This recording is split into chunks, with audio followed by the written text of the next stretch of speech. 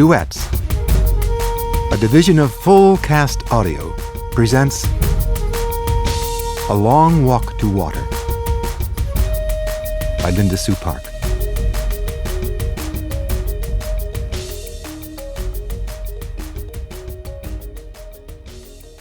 Chapter 1, Southern Sudan, 2008. Going was easy. Going, the big plastic container held only air. Tall for her 11 years, Nia could switch the handle from one hand to the other, swing the container by her side, or cradle it in both arms. She could even drag it behind her, bumping it against the ground and raising a tiny cloud of dust with each step. There was little weight going. There was only heat. The sun already baking the air, even though it was long before noon. It would take her half the morning if she didn't stop on the way. Heat, time, and thorns. Southern Sudan, 1985. Salva sat cross-legged on the bench. He kept his head turned toward the front, hands folded, back perfectly straight. Everything about him was paying attention to the teacher. Everything except his eyes and his mind. His eyes kept flicking toward the window, through which he could see the road home. Just a little while longer, a few minutes more, and he would be walking on that road. The teacher droned on with the lesson about the Arabic language. Salva spoke the language of his Dinka tribe at home, but in school he learned Arabic, the official language of the Sudanese government, far away to the north. 11 years old on his last birthday, Salva was a good student. He already knew the lesson, which was why he was letting his mind wander down the road, ahead of his body. Salva was well aware of how lucky he was to be able to go to school. He could not attend the entire year, because during the dry season his family moved away from their village. But during the rainy season, he could walk to the school, which was only half an hour from his home. Salva's father was a successful man. He owned many head of cattle and worked as their village's judge, an honored, respected position. Salva had 3 brothers and 2 sisters. As each boy reached the age of about 10 years, he was sent off to school. Salva's older brothers, Arik and Ring, had gone to school before him. Last year it had been Salva's turn. His 2 sisters, Akit and Agnath, did not go to school. Like the other girls in the village, they stayed home and learned from their mother how to keep house. Most of the time, Salva was glad to be able to go to school, but some days he wished he were still back at home herding cattle.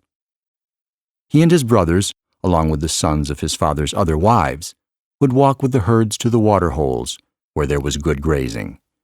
Their responsibilities depended on how old they were. Salva's younger brother, Quol, was taking care of just 1 cow. Like his brothers before him, he would be in charge of more cows every year. Before Salva had begun going to school, he had helped look after the entire herd, and his younger brother as well. The boys had to keep an eye on the cows, but the cows did not really need much care. That left plenty of time to play. Salva and the other boys made cows out of clay. The more cows you made, the richer you were. But they had to be fine, healthy animals. It took time to make a lump of clay look like a good cow. The boys would challenge each other to see who could make the most and best cows. Other times, they would practice with their bows and arrows, shooting at small animals or birds. They weren't very good at this yet, but once in a while they got lucky. Those were the best days. When one of them managed to kill a ground squirrel or a rabbit, a guinea hen or a grouse, the boys' aimless play halted, and there was suddenly a lot of work to do. Some of them gathered wood to build a fire. Others helped clean and dress the animal. Then they roasted it on the fire. None of this took place quietly.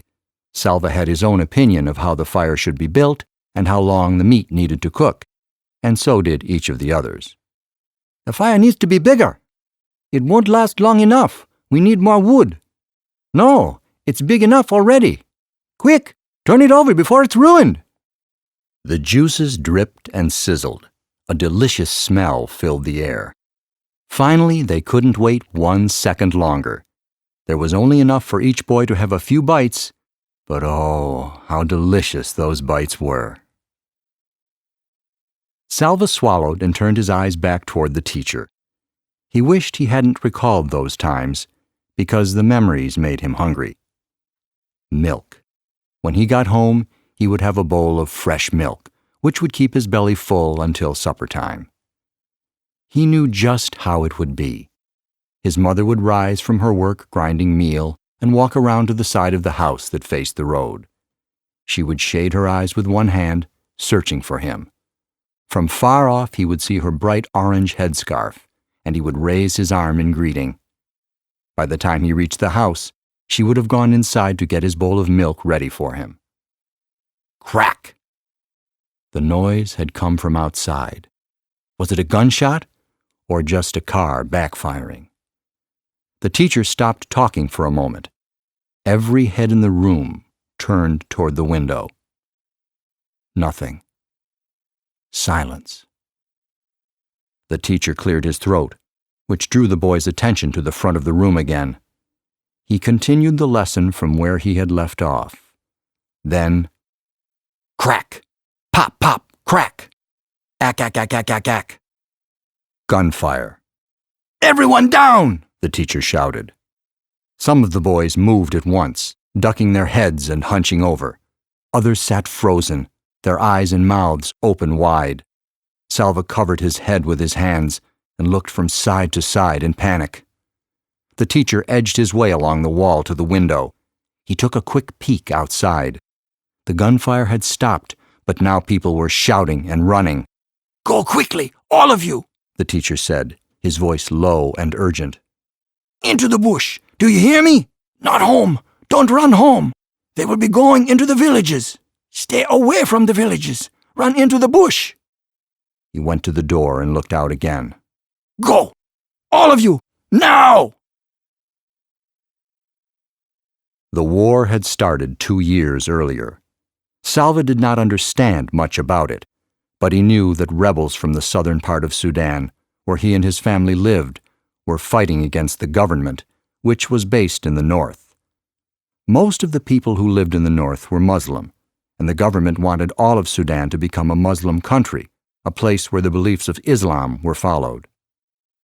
But the people in the south were of different religions and did not want to be forced to practice Islam. They began fighting for independence from the north.